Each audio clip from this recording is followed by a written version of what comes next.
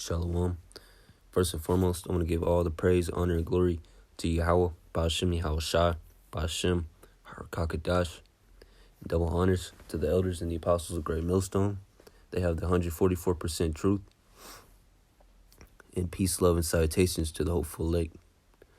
I want to get into this, to this lesson about, the topic of this lesson is going to be, this word, stoic.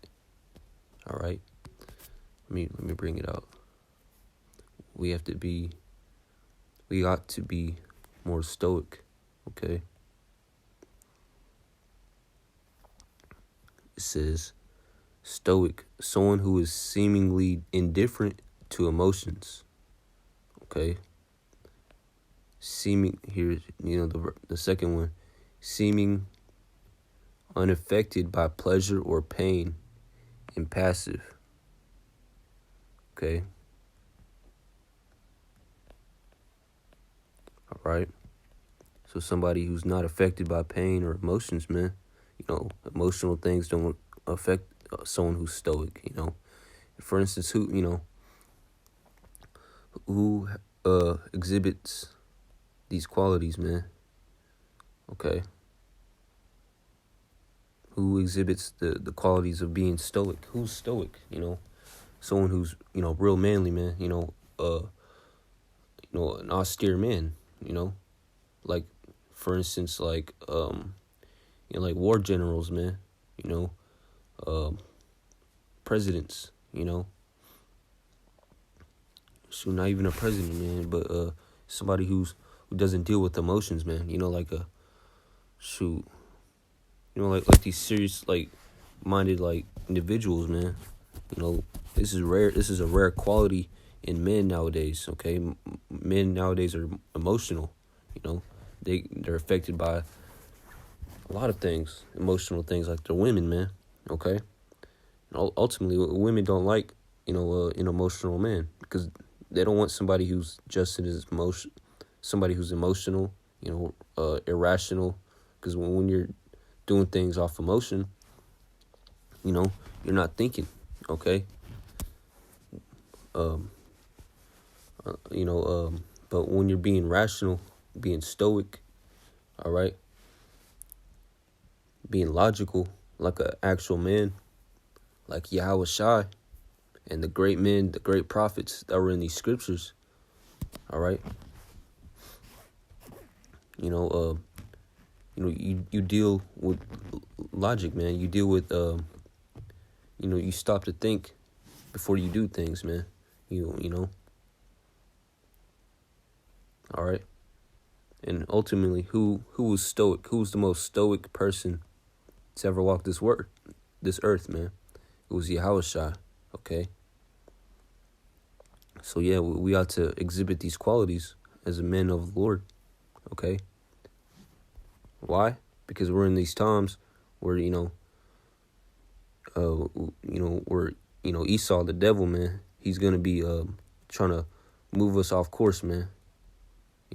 He's going to, and even these demons, man, that are on these people, man, they're trying to get us off the narrow path, okay? Budge us away, getting us to stop worshiping Yahweh Ba'ashem Yahweh Shai, okay? They want us to deal with emotions instead of rationality, the scriptures, logic, thinking, all right? And in this society, man, all you see on media is, people dealing with their emotions, it's a commonplace, man. Men, women, everybody, man. In these movies, when you watch these movies, man, nowadays, these characters, they exhibit emotional, characteristics, man, and not logical, rational, stoic, characteristics, man. Because Esau wants you to be in a dumbed down state, so you don't, think, all right? Because he doesn't want you thinking in these times, okay? What happens when you think? You start questioning things. Esau doesn't want you questioning, his agenda, man. What he's trying to push forward, All right. And what is that? You know, this mandatory vaccine. Okay. You know, and ultimately getting Israel to take that chip and to go off. All right. You have to have a thinking mind, a stoic mind to see these things and to act appropriately. Okay. All right. But yeah, let me get these scriptures, man. This is Romans 11:4. But what saith the answer of Yahweh unto him? I have reserved myself 7,000 men who have not bowed the knee to the image of Baal. All right. So there's men on the earth right now, man, the elect, that aren't going to bow to this microchip, man. Esau's agenda, okay? No matter what, this mandatory vaccine, man. All right?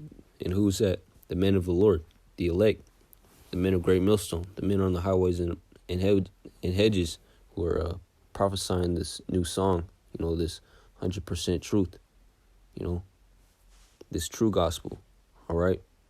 They're, if you're a man of the Lord, and if you're stoic, all right, you wouldn't bow the knee to Baal, man, because you're immovable, man. You're unaffected by the flesh, okay? Because you're not emotionally attached to this place, man, okay?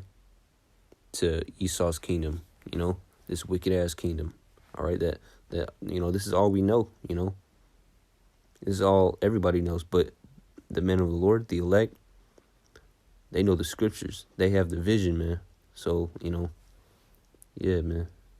They know what's to come. But you people, you wicked 2/3, you heathen, you blind people, you got all you guys know is this kingdom, man. America, So you're emotionally attached to this place. Okay? But the elect aren't. The elect have detached. So when it comes down to that time when the vaccine is mandatory for everybody, and the RFID microchip, which is the mark of the beast, is also mandatory, the men of the Lord, all right, they're not gonna. If you're a man of the Lord, you're not gonna bow down and accept this chip, this vaccine. Okay, you'll do anything to not take that vaccine. You'll die. You'll suffer. You'll starve to death. You'll get tortured. You'll get killed, man. Okay? Because in that kingdom of heaven, that reward is nigh at hand. The kingdom of heaven is at hand, man. Okay? And there's nothing that outweighs that reward, okay? If you don't know that by now, okay?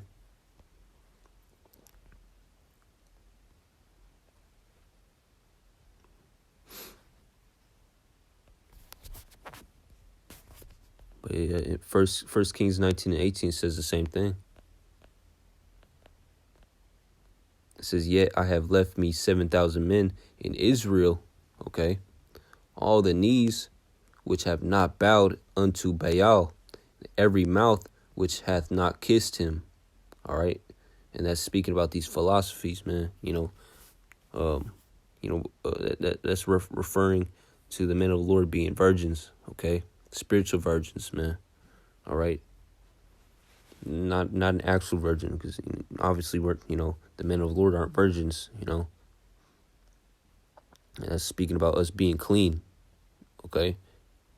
Being reborn in this truth, okay? Putting away everything that we knew and what we thought we knew in this kingdom, and put on that the new garment, man. Being reborn, shedding off the old man, and following the ways of Yahweh Shem Yahshai, okay?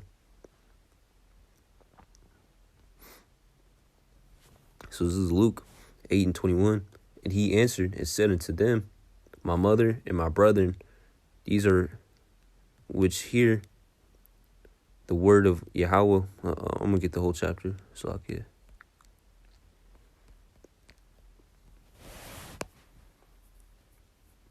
This is Luke 8, verse 19. It says, Then came to him his mother, his brethren, and could not come at him for the press. Verse 20. It says, And it was told him by certain which said, Thy mother and thy brethren stand without, desiring to see thee. And this is what Yahushua said. And he answered and said, his family, his mother and brethren, they wanted to see him, Okay. And this is what Yahushua said. Okay, it says, And he answered and said unto them, My mother and my brethren are these which hear the word of Yahweh and do it. Okay, he's saying, if you were my mother, if you were my brethren, my true brethren, in the spirit, okay, you would do the words of Yahweh B'Shem Yahushua. Okay, so Yahushua, and so shall you, so should you men of the Lord also value the word, the commandments of Yahweh B'Shem Yahushua over the commandments of men, okay, and the thoughts of men, and the ways of men, all right? Even if it's your family members, man. That's how serious this thing is, all right? So Yahushua, he was exhibiting qualities of being stoic, man, not being moved by his emotions, being attached to his family members, okay? And this is what our family members are doing, have been doing, or are going to keep doing, man. Especially the ones that, don't got the spirits on them, those demons on them, okay? They're going to try to get you off that right path, man, because those demons are working through your family members, okay? And everybody too, okay? You can't be emotionally attached to this place, because you know damn well, man, you're going to see your parents, your family members, your friends, your ex, not your ex, your girlfriend, all these women, man, your friends, man, your family, man, your mother, father, sister, brother, your cousins, you're going to see them all in the kingdom of heaven, all right? This is why the men of the Lord don't trip about, this is why Yahushua didn't, that's why he said this, he said, my mother and my brethren are them who do the word. My mother and my brethren are these which hear the word of Yahweh and do it. All right. You think Yahushua was crying or giggling when he was saying this? No, man. He was being an austere man. Okay. I was afraid of thee because I know thee is an austere man. Roughly paraphrasing, man. What's an austere man? Someone who's, who exhibits, serious qualities, man. And that's not moved by emotions, man. Okay?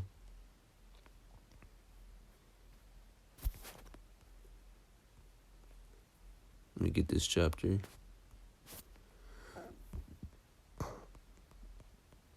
Let's lock it.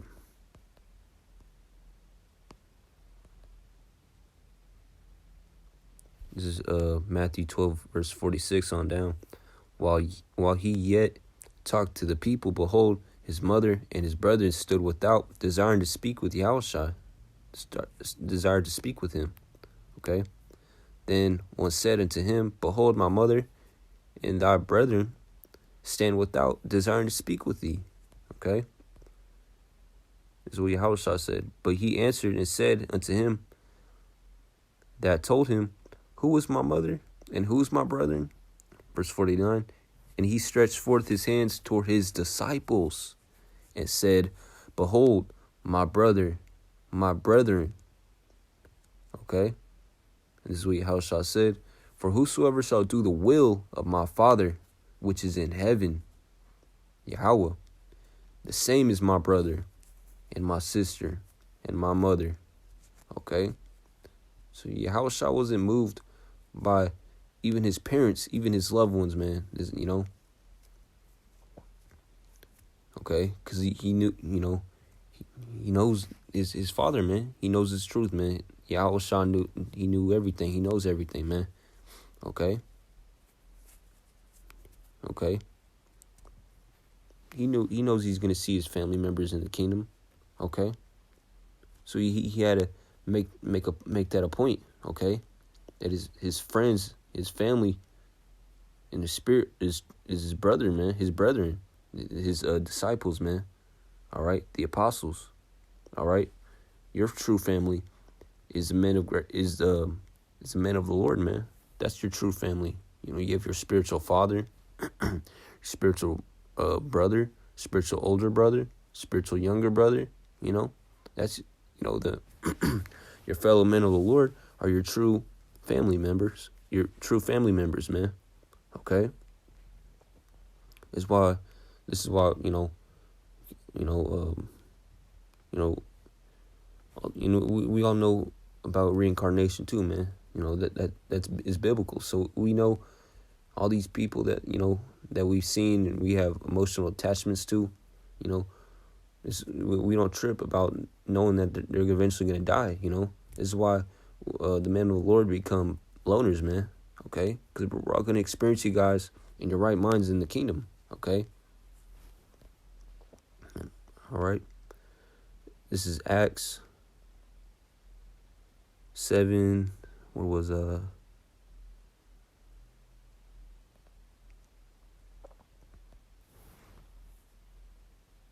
this is about Stephen.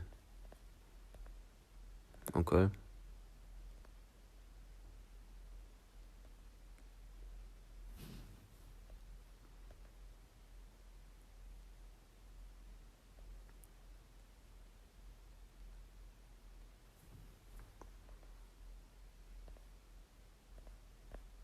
I don't want to read the whole chapter, but yeah.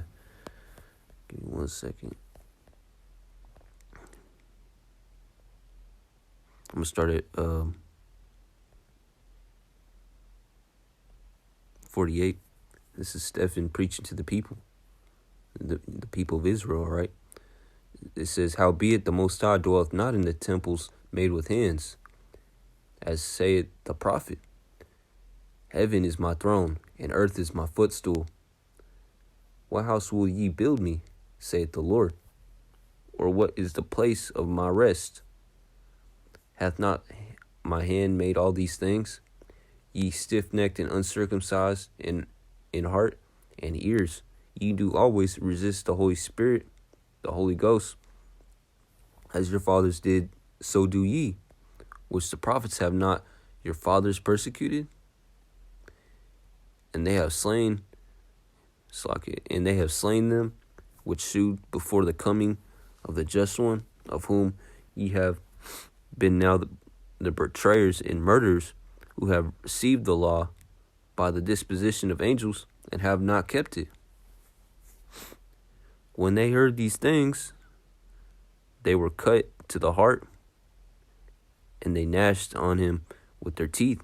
So the people were getting mad that Stephen was calling them out, bringing out the truth. Okay, because the truth hurts, man. This truth is a double-edged sword, man. It cuts you up, and it cuts also the one who's preaching it, man. Because you have to follow after what you're preaching, man. Be about your word. Be a man of your word, and the word of Yahweh Shema Shah. Okay, but I'm gonna read it again, verse 54. It says, "When they heard these things, they were cut to the heart." Okay. And they gnashed on him with their teeth. All right. So they were